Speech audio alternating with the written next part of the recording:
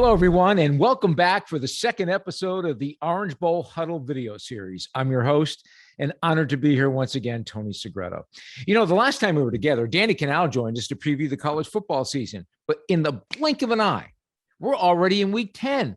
And the playoff semifinal at the Capital One Orange Bowl is less than, can you believe this, 2 months away. As you know, the first round of the college football playoff rankings were released this past Tuesday. So today, we're going to be joined by another very special guest to give us an update on the 2021 college football season, an exciting season to say. And maybe we can get his prediction as to who he thinks would be playing in the Capital One Orange Bowl semifinal game. And then afterwards, we're going to take a look at everything Orange Bowl is doing right here in our backyard to benefit the community. One of the things that Orange Bowl does best.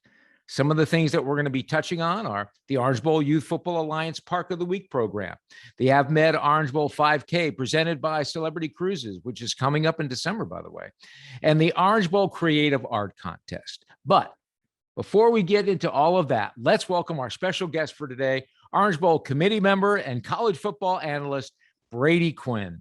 Oh, Brady, thanks a lot for being on with us. I know we're catching you between flights here, so you're a man on the run. The college football playoff rankings were given on Tuesday. I guess the obvious question, and we have to lead with this, is were there any surprises for you? Was Cincinnati a surprise? I mean, that seems to be the one everyone is shaking their head on. I think the only reason it was a surprise for a lot of people is they put a lot of weight into what the Associated Press has portrayed to them. Yeah. And I would just caution people in saying, look, we started back in 2014 giving up control to the Associated Press and their rankings. Even though they'll put out preseason rankings, they put out rankings all year long leading up to the college football playoff committee, they don't matter anymore. It's about the 13-person committee that ultimately selects who ends up playing for the national championship. So I would just tell people from here on out moving forward, you can't put much weight into it, because clearly, as we saw from Gary Barta, who's the committee chair and spoke on the subject of what became the rationale behind the ranking for Cincinnati, the criteria that committee's looking at right now is obviously different than what the Associated Press is looking at this moment. Right. I tell people it's a good conversation piece during the season until the real rankings come out, right? I would ask you this. Is this not better though than the BCS system where we had two teams playing off for it? Okay. So let's pump the brakes on everyone wanting to overreact and be outraged by all this and realize that we've got a 14 playoff. It's not perfect. It looks like there will be expansion. More teams will be involved. And when that time comes, I'm sure as human beings, we'll still find gripes with, whether it's 8 teams who's 8 or 9, whether it's 12 teams who's 12 or 13, like we always seem to have something to complain about. It's part of what makes it fun, though. It's part of its charm, from Christmas Vacation. That's all part of the experience, Yeah, that's true. But the interesting part for me is that what I'm trying to express, and please either agree or disagree here, the committee has been consistent. Like it or dislike it, strength of schedule matters. Who you play matters. I mean, I know we talk a lot about style points, but regardless, I mean, Michigan didn't have many style points against Michigan State, but it was a tough game and they played them tough all the way through. Would you not agree with that kind of philosophy in terms of where the college football playoff committee started and where they are today and their consistency with this? No, you're dead on, especially with an early ranking like this. Whoever you beat, strength of schedule, those are the two things that stand out. Because you've got a 3-loss team in Wisconsin that if you were talking about them earlier this year, and I think one of the interesting things is always looking at the betting lines, right? Vegas, in a lot of cases early this season, had Wisconsin as favorites. And they not only didn't cover against the spread, they obviously didn't win those games. And then yet, if you've watched them of late, they're one of the better football teams in college football. Their defense has been amazing all year long. It's offensively, they've struggled to get the running game going. Graham Mertz has struggled, but all that's starting to change now. And so even if you look at some of the wins and teams who played against Wisconsin, like the committee's giving them more credit for that. The SEC has 7 teams ranked in the top 25. The Big Ten has 6. That's 13 teams of your 25. That's over half. Impressive. You do the math, you start to realize that the committee is looking at those two conferences and saying there's separation between the other Power Fives and the group of fives. So we're not going to respect Oklahoma's 9-0 record right now because they haven't played their toughest games against Oklahoma State, and Baylor still ahead of them. Cincinnati, who's got their best win versus Notre Dame, but that may be the only ranked opponent they play for the rest of the season. So I think there are concerns about the strength, the schedule, and the legitimacy behind trying to determine who are the best four teams, who are the best four teams to play off for. Not the most deserving, but the best four teams. I think that's been well documented. And to your point, Tony, they've been consistent with this approach. So I didn't have an issue with it. And in part because if you look at how the top 10 sets up, look, Ohio State's at 5. They've got to play Michigan State at 3. If they beat Michigan State's out. Ohio State's in. Ohio State has to play Michigan at 7. So a lot of these teams ranked in the top 10, they're going to be eliminated based on the schedule the rest of the way. Georgia and Alabama will face each other in the SEC championship game. The only problem that matchup could create is if Bama beats Georgia. Exactly. And then you might get 2 SEC teams in. But outside of that, if Oklahoma and Cincinnati take care of business, I think things work out in their favor where they're one of those two for sure will get it, maybe both if Oregon doesn't run the table or stumbles, because that's another conference that they don't have many teams ranked right now. Oregon is not going to face a ranked opponent the rest of the way. And so you kind of look at the Pac-12 and how the committee views them. Like if they sit pretty at number 4 right now, and they've got the win versus Ohio State, but we've seen teams drop out of the top 4 in the final weekend, like TCU back in 2014, all the way back to 6th, and they did nothing wrong. So there's a lot of football left to be played. That's where this conversation kind of starts, and let the games sort themselves out to figure out who the best 4 to play for the national championship are. At the beginning of the year, we did a series with Danny Canal, and one of the things that I talked about with him was that this was going to be an unprecedented year because of the super senior, that we were going to see teams that normally wouldn't be competitive against other teams, competitive because they have these 5th-year seniors because of the COVID situation. Some of these guys are 23, 24 years old already. I think I see that in Wake Forest and maybe even in Cincinnati and some other schools like that find themselves in a position that they've never found themselves in before. What would you say to that? I respectfully disagree. I think it has more to do with the transfer portal. And you look at a team like Michigan State, who's got 20 players from the transfer portal. In fact, Kenneth Walker, not this offseason, but a couple years ago, came from that transfer portal from Wake. They've got 20 incoming freshmen, all who are impacting that roster, that team that's undefeated number 3 in the country. I think that's served as really the springboard to all these teams being competitive right now. You take into account, too, some of the teams and just the quarterbacks that are playing there who utilize the transfer portal to get where they're at. All those things, to me, I think play more of a factor in the parity that you see in college football, where if you got a 4-star, 5-star recruit and he's not playing, there's nothing that penalizes him now from choosing to go somewhere else and getting on the field. So I think you see that now playing more of a factor. You can look at a guy like Kenny Pickett, who came back for an additional year, having a phenomenal year. I think Bryce Young, Kenneth Walker, and Pickett are the top 3 for me in the Heisman right now. And that's boded well for him. Like, you can see the development, you can see how much better he's gotten and how he's been able to carry that team. But outside of that example, I really think it's more the dynamics of the transfer portal and how that's opened up the floodgates to it is 24/7, 365 recruiting the high school kids, the kids on your roster to make sure they don't leave, and then kids potentially on other rosters. As bad as it sounds to say that, that's what's happening right now in college football. Yeah, how do you keep everybody happy, Coach? You better keep them happy or they're leaving. Is there any team that has come out of the gate and where we are now in week 10 shocked you, surprised you? Is there been one eye opener for you? Michigan State has to be that team. They were a 2-win team last year. You look at their, the way they've, even last week I was there, they're down double digits, granted at home, versus Michigan. And I'm like, all right, this is kind of how I foresaw this going. I think I predicted Michigan winning by 10. it was like 30 to 22 at one point there in the third quarter. I'm like, all right, maybe this is a defensive slugfest in the fourth quarter, but they just continually, I mean, whether it's Kenneth Walker making timely plays for them or their defense stepping up at times to make plays, maybe a little bit of luck too. The sack on Peyton throwing a sack fumble that ends up being ruled he's down and it's not, and it takes points off the board for Michigan. All those things have worked out in their favor. I think if you even asked Mel Tucker if he thought they'd be at this point this fast, he would even tell you, he'd probably be lying to you. So that's been the team that stood out. The fact that they're where they are at this point, and they're looking at potentially being a top 4 team playing for a national championship. All right, let's look into your the Brady Quinn crystal ball. We have a semifinal game here with the Orange Bowl. As you know, we're going to be hosting a semifinal game. Who do you think will be in our semifinal game?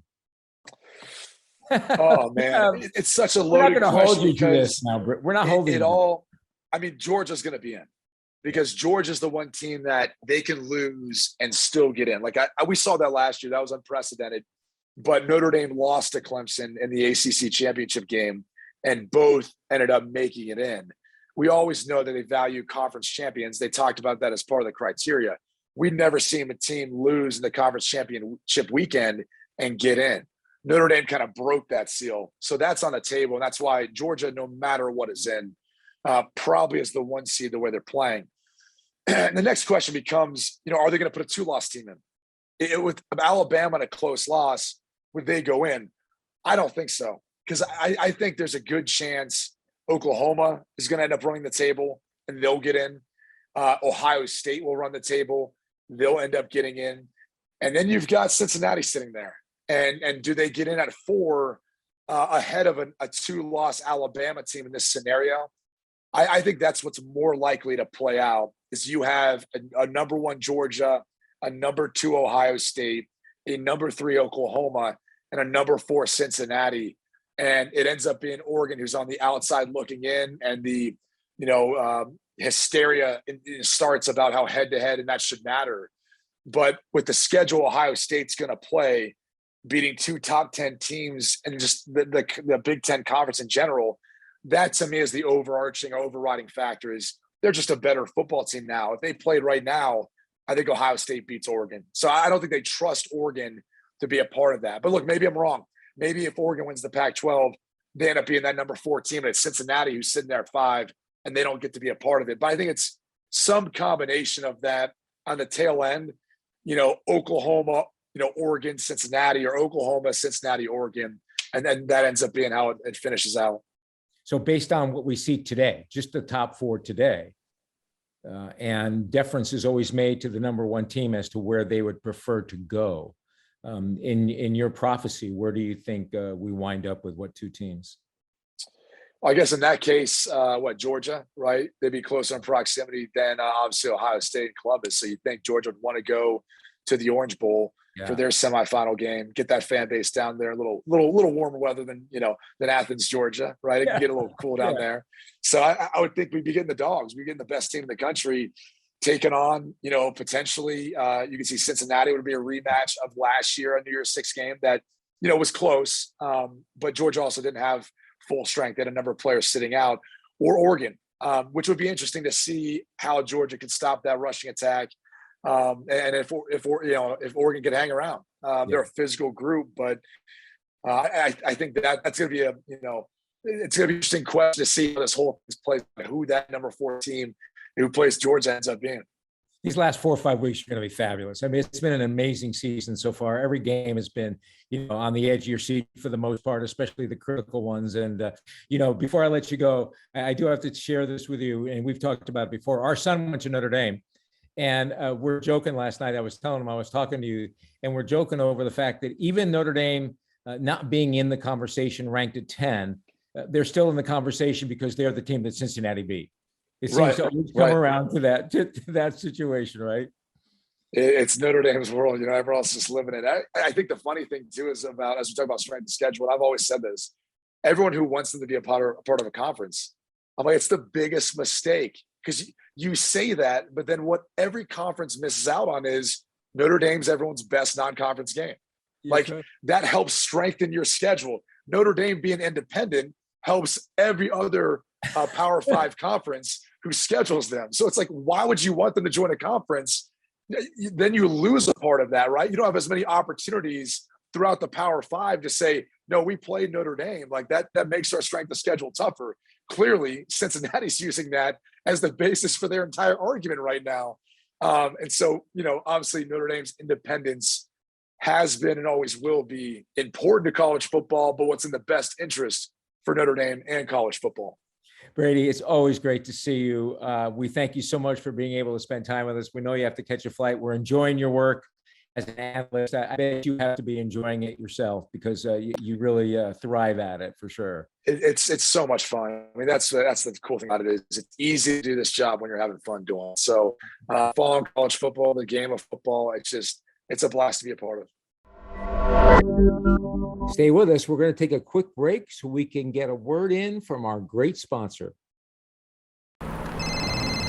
This is James. Jimmy! This is James. Jimmy! Yeah! Oh! The 2021 Toyota RAV4. Jimmy! The RAV for all of you. Again, a very special thank you to Brady Quinn. Now, because of the success of the Capital One Orange Bowl football game, Orange Bowl is able to do so much more in the community through its Orange Bowl Cares program. Now, one of those initiatives taking place right now is the Orange Bowl Youth Football Alliance Park of the Week program. This is a fabulous program. Throughout the fall, Orange Bowl staff, committee members, and of course, our mascot, Obi, have been visiting all of the parks and teams that make up the OBYFA, which is home to over 13,000 youth football players and cheerleaders. These local parks even once hosted games for current NFL stars like Lamar Jackson, Delvin Cook, and Geno Smith. Pretty incredible, right? So when you're watching these young players, you never know who you're going to be seeing in the NFL years from now. At each Park of the Week's visit, players and their families are treated to in-game contest promotions and giveaways, and the leagues are awarded with commemorative plaques and financial contributions for park improvements. It's a great way for Orange Bowl to make an impact in its community every single solitary weekend.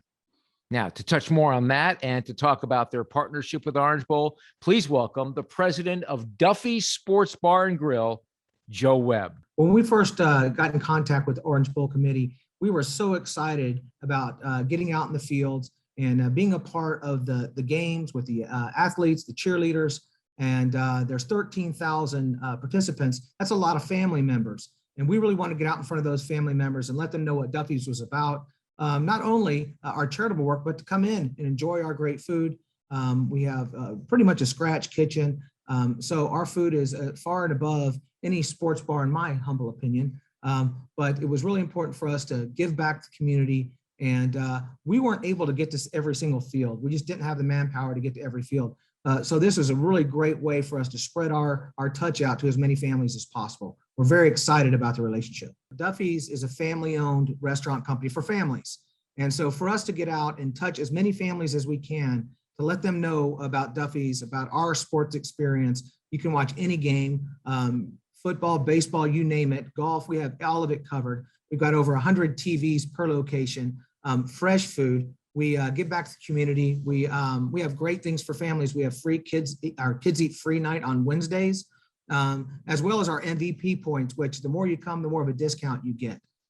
So we're in the prime spot for families, and we love serving families in the South Florida, really all of Florida. And so this partnership made great sense for us. As I mentioned earlier, there's a business reason for this. We don't have enough staff to get out and touch all of these football fields. So it's great marketing for Duffy's to get out and be seen. And we are a part of every one of our communities. We do give back. We want folks to know that. And when they're making their decision where to go to dinner, they think about Duffy's. And so this is a great way for that to happen. Thank you, Joe. And a huge thank you to Duffy's for your support of Orange Bowl. Now, another event we need to touch on is the 2021 AvMed Orange Bowl 5K, presented by Celebrity Cruises, which is taking place in about a month now, on December 12th on South Beach. There are many great aspects to this event, but maybe the most important of all, proceeds are going towards benefiting the youth at Camilla's House, a full-service care center for those less fortunate.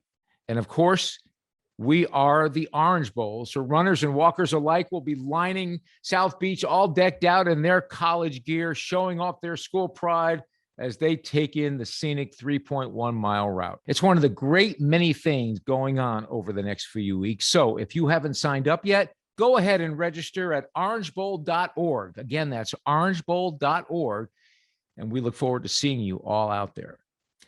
And finally, last but certainly not least, the 2021 Orange Bowl Creative Art Contest has been running for months now and is coming to a close this November. This important community initiative affords all students K through 12 in Miami-Dade and Broward counties the opportunity to win a multitude of prizes. Since September, kids of all ages have been working on their artwork for a chance to win tickets to the upcoming AutoNation Orange Bowl Basketball Classic, gift cards, even an Orange Bowl bicycle.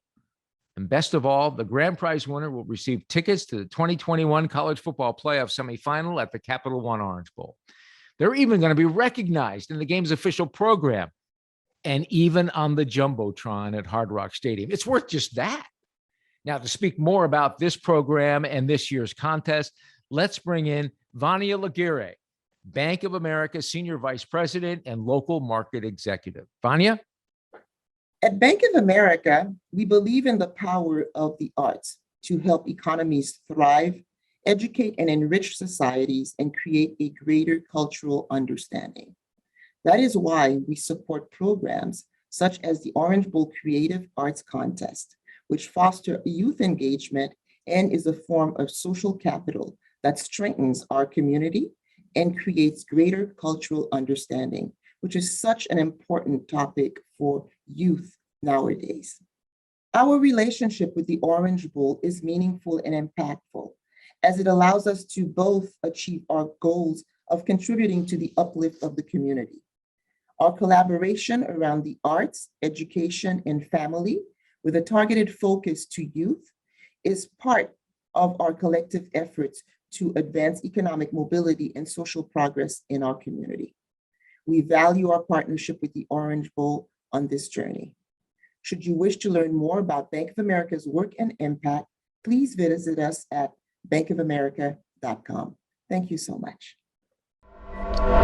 Thank you, Vanya. And as always, we really, really appreciate your support and, of course, your partnership. Well, folks, that's going to do it for our second episode of the Orange Bowl Huddle. It went by pretty fast, didn't it? A big thank you to Brady Quinn, Joe Webb, Vanya Laguirre, all of them for joining us, and thank all of you for tuning in.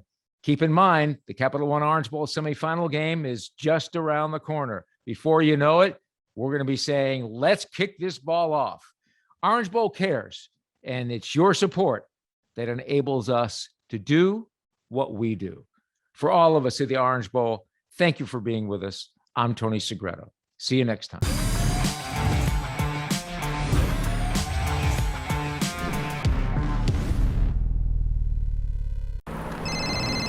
This is James. Jimmy! This is James. Jimmy! Yeah!